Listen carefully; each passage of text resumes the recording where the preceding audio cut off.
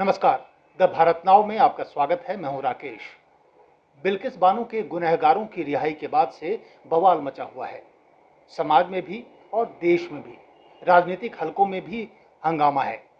और इस बीच ये मामला सुप्रीम कोर्ट तक जा पहुंचा है। पिटीशन फाइल की जा चुकी है। पिटीशन फाइल करने वालों में सीपीएम की कद्दावर नेता सुभाषनी अली भी शामिल है।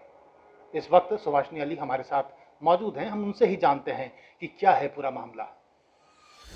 सुभाषनी जी, सबसे पहला मैं ये समझना चाह रहा हूँ कि इस रिहाई को आप किस तौर पे लेती हैं? सामाजिक एंगल से भी कैसे है, इसको क्या समझती हैं? हाँ, तो ये इसलिए ये पिटीशन को डालना ज़रूरी था क्योंकि ये मामला किसी एक व्यक्ति का मामला नहीं है। ये बहुत बड़ा मामला है और इसमें कई पहलू हैं। पहली बात तो ये है कि एक तो हम लोग सब ये मानते हैं कि इन लोगों का छोड़ा जाना ही अपने आप में एक न्याय का मजाक उड़ाना या बड़ा बेहुदा मजाक उड़ाना, तरीके से मजाक उड़ाना। तो दूसरी बात ये है कि इसमें इनके जो ऑर्डर इन्होंने दिया है उसके मतलब प्रक्रिया में भी त्रुटियां हैं। ये बात सही है कि अगर आप सिर्फ कानून को देखें तो कानूनन उन्होंने उस तरह से आप कह सकते हैं कि उसकी परिध में उन्होंने ये फैसला लिया है गुजरात सरकार ने, क्योंकि जो 1992 का उनका कानून है उसमें ऐसा नहीं है कि बलात्कारियों को या हत्यारों को इसका फ़ायदा नहीं मिलना चाहिए। और जो उनके पास वापस सुप्रीम कोर्ट ने भेजी उनकी अर्जी, तो उसमें कहा कि आप 1992 के कानून के तहत अपना फैसला ले सकते हैं। तो उसके बाद लेकिन 2014 में, 2016 में और अभी 2022 में कई नियम बनाए गए हैं रिमिशन को लेकर के, मतलब ये छोड़े जाने को लेकर के, कि इसमें बलात्कारियों को, आतंकवादियों को वगैरह वगैरह इसका फ़ायदा नहीं मिलना चाहिए। तो ये भी है। दूसरी बात है कि इन लोगों को सज़ा देने वाली कोर्ट जो थी वो सीबीआई की कोर्ट थी।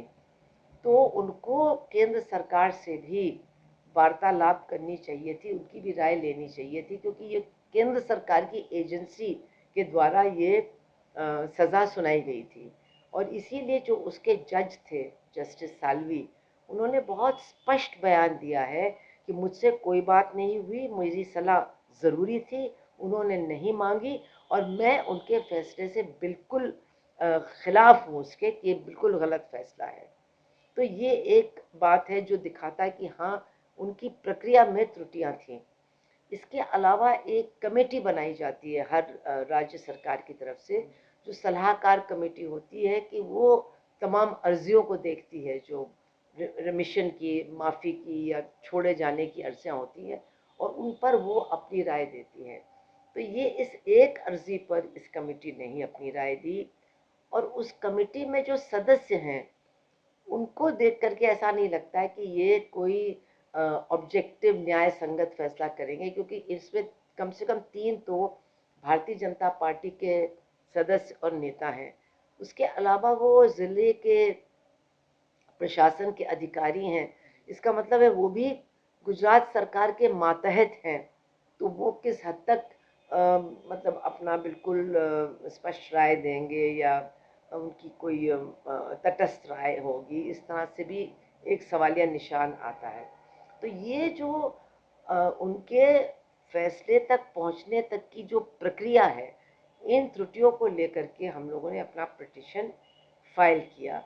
और ये बहुत अच्छी बात है कि सुनवाई भी हुई परसों, और काफ़ी जल्दी हो गई, मतलब 3-4 मामलों के बाद इस पर सुनवाई हुई। और जो बेंच था उसमें चीफ जस्टिस के साथ वो 2 जजेस थे जिन्होंने एक्चुअली गुजरात सरकार का मामला गुजरात हाई कोर्ट भेजा वापस और कहा कि इसका फैसला गुजरात में हो सकता है, और उस 1992 के कानून का उन्होंने जिक्र भी किया। और ये कहा गया कि सुप्रीम कोर्ट ने ही कहा था फैसला लेने के लिए।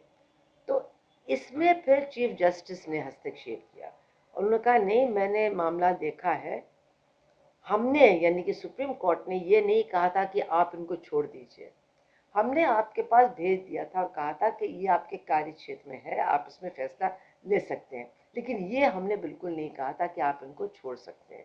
तो ये फिर एक बात हुई जिससे हम लोगों को कुछ उम्मीद बनी। और उसके बाद हमारे जो वकील थे कपिल सिब्बल, उन्होंने भी काफ़ी जोर दिया और कहा कि हम आपके बारे में नहीं कह रहे हैं, हम इस केस के बारे में कह रहे हैं कि ये ऐसा केस है कि इन लोगों को तो बिल्कुल भी माफ़ी, ये उसके हकदार ही नहीं है, उनको नहीं मिलनी चाहिए थी।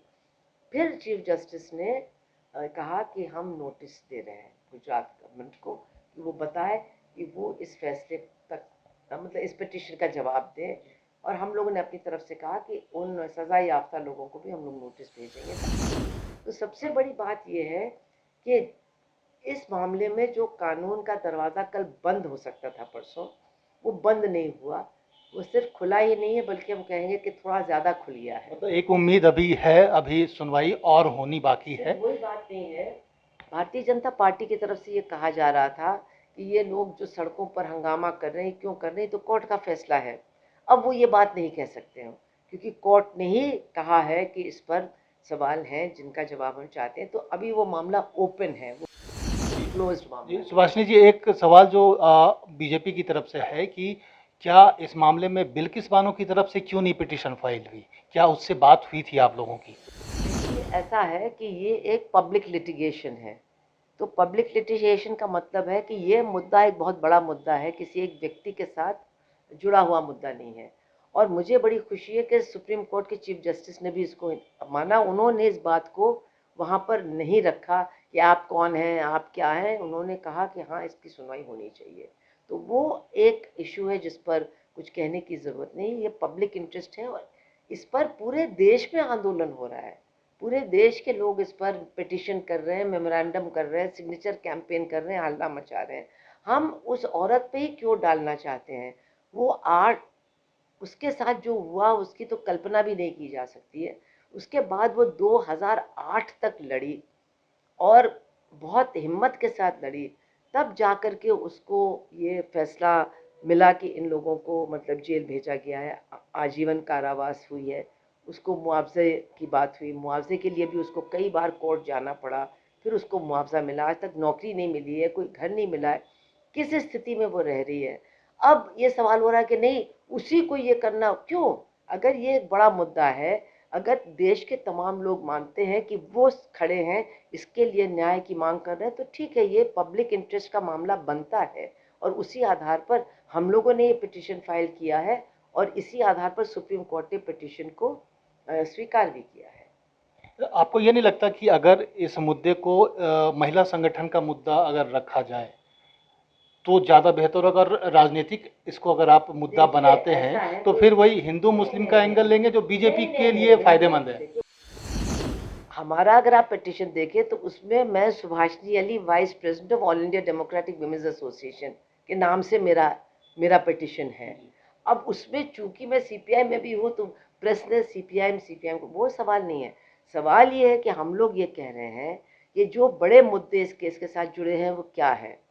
एक तो ये कि ये एक सांप्रदायिक मामला तो है ही, और इसके साथ साथ एक जातिवादी मामला भी है, क्योंकि उस कमेटी में जो लोग सदस्य हैं उनमें से एक ने कहा है कि ये संस्कारी ब्राह्मण है। तो हम लोग का बहुत बड़ा सवाल है जो सांप्रदायिक इशू से आगे है कि क्या इस देश में अब न्याय का आधार, न्याय प्रक्रिया की का आधार जुर्म नहीं होगा, बल्कि जो मुजरिम है उसकी जात या उसका धर्म होगा, और जो पीड़ित पक्ष है उसकी जात और उसका धर्म होगा। अगर ऐसा होगा तो फिर किस तरह की न्याय प्रक्रिया हमारे देश में बनेगी? ये बड़े सवाल हैं, इनको रखना जरूरी है। लेकिन क्या आपको नहीं लगता कि जैसा निर्भया में समाज एक तरह से उठ खड़ा हुआ था, इस बार थोड़ी चुप्पी सी है इस मुद्दे पर? ऐसा क्यों दिख रहा है? देखिए, ऐसी ऐसी बात नहीं है, ये मामला है बहुत बड़ा। और ये मामला हुआ है गुजरात के एक गांव में। जब शहर के अंदर एक बात होती है तो एक दूसरी तरह की प्रक्रिया होती है। ये हमारे समाज की सच्चाई है। तो वो हम उस तरह से नहीं देख रहे हैं, मैं दूसरी तरह से देख रही हूँ कि एक मामला जो 20 साल पुराना है उस पर आज इतने लोग उद्वेलित हैं, इतने लोग आंदोलित हैं, इसको आप कम करके मत आंकिए। ये एक 20 साल पुरानी घटना पर हो रहा है। और निर्भया का जो मामला था, उसके बाद पता नहीं कितने मामले हुए। अब हम कहेंगे इसमें इतना क्यों नहीं हुआ, उसमें इतना क्यों नहीं हुआ, तो हम क्यों उलझे हैं उस डिबेट में? वो सवाल नहीं है। सवाल ये है कि क्या ये मुद्दे लड़ने लायक हैं कि नहीं, और जो भी लड़ता है उनको लड़ने दीजिए और लोग उनका साथ दें। हाथरस का मामला है, क्या वो बड़ा मुद्दा नहीं है? अगर वो भी दिल्ली में होता मान लीजिए, तो हो सकता है उस पर और भी बड़ा बवाल होता। वो हाथरस का मामला कम नहीं है, उस पर पूरे देश में आंदोलन हुआ है, तब जाकर के मतलब वो कम से कम माना गया कि रेप हुआ, वरना तो वहाँ की सरकार कह रही थी इसमें तो रेप हुआ ही नहीं, जो कि एक वाल्मीकि बच्ची के साथ हुआ। तो ये सारी बातें हो रही हैं। इन लोगों को छोड़ने के बाद 8-10 गंभीर मामले हुए हैं। हम यूपी में हुआ है, दूसरी जगहों पर हुआ है, जहाँ पर सामूहिक बलात्कार की पीड़िता ने मतलब सुसाइड कमिट किया है, एक जगह में मार डाली गई हैं। तो ये मामले रोज हो रहे हैं। और अगर इस तरह से ऐसे आरोपियों को मतलब ऐसे सजा याफ्ता लोगों को छोड़ा जाएगा, तो फिर एक तरफ महिला सुरक्षा का सवाल कहाँ रह जाएगा, और दूसरी तरफ अगर जात और धर्म के नाम पर फैसले लिए जाएंगे, तो फिर समाज में न्याय की प्रक्रिया कहाँ जाएगी, कैसे न्याय मिलेगा? और इस रिहाई के बाद मेन स्ट्रीम मीडिया का क्या रवैया आपको लगा, कैसा लगा? देखिए, अब मेन स्ट्रीम मीडिया ने कम से कम इस मामले को उठाया, कई अग्रलेख भी लिखे गए। मैं देखती हूँ कि हिंदी के भी जो अखबार हैं उनमें भी काफ़ी टीका टिप्पणी हुई है, जो कि इसके पहले हम लोग नहीं देखते थे। तो ऐसा लगता है कि ये मुद्दा है जिसने लोगों को काफ़ी परेशान किया है। और जो सबसे बड़ी बात है, जिसको लेकर के सबसे ज़्यादा लोगों में घृणा पैदा हुई है, वो है कि ऐसे लोगों का महिमा मंडन क्यों हुआ, इनका पैर छुआ गया, इनके ऊपर हार माला डाली गई, इनको मिठाई खिलाई गई। इसका क्या मतलब है? क्या ये हमारे अब जननायक के रूप में प्रस्तुत किए जा रहे हैं? ये भी एक बहुत बड़ा सवाल बन गया है। मतलब ये एक ट्रेंड सा दिख रहा है कि मॉब लिंचिंग करके जो आप बाहर आते हैं उनको माला पहनाई जाती है। इसको क्यों कम करके आके कि ये ट्रेंड सा बन गया? हाँ, ये हो रहा है, लेकिन इसके खिलाफ विरोध भी हो रहा है। बड़ी बात तो ये है, हम लोग बहुत सिनिकल होते जा रहे हैं। ये तो हो रहा है, ये तो ट्रेंड है, ये तो होता जाएगा। ठीक है, हो रहा है, लेकिन लोग इसके खिलाफ बोल भी रहे हैं, लोग लिख भी रहे हैं। तो ये हमको इसका स्वागत करना चाहिए और कहना चाहिए और बोलिए और लिखिए और सड़कों पर उतरिए। जी हाँ, बिल्कुल। और इसके बाद क्या है, रणनीति क्या है? कोर्ट ने भी नहीं कहा कि प्रदर्शन मना है। क्यों नहीं होगा प्रदर्शन? कोर्ट का देखा जाएगा, कोर्ट क्या करती है। अच्छा है, कोर्ट भी करे तो बहुत ही अच्छा है।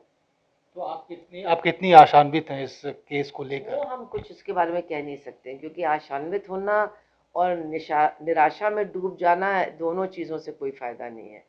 हम लोग जहाँ भी लड़ सकते हैं, वो जितना लड़ सकते हैं वो लड़ेंगे। तो ये सुभाषिनी अली जी की अपनी राय, अपना विचार है, और पिटिशनर हैं, और इन्होंने साफ तौर पर कहा कि इन लोगों का बाहर खुला घूमना ठीक नहीं है। अब देखते हैं कि कोर्ट का निर्णय क्या आता है। नमस्कार।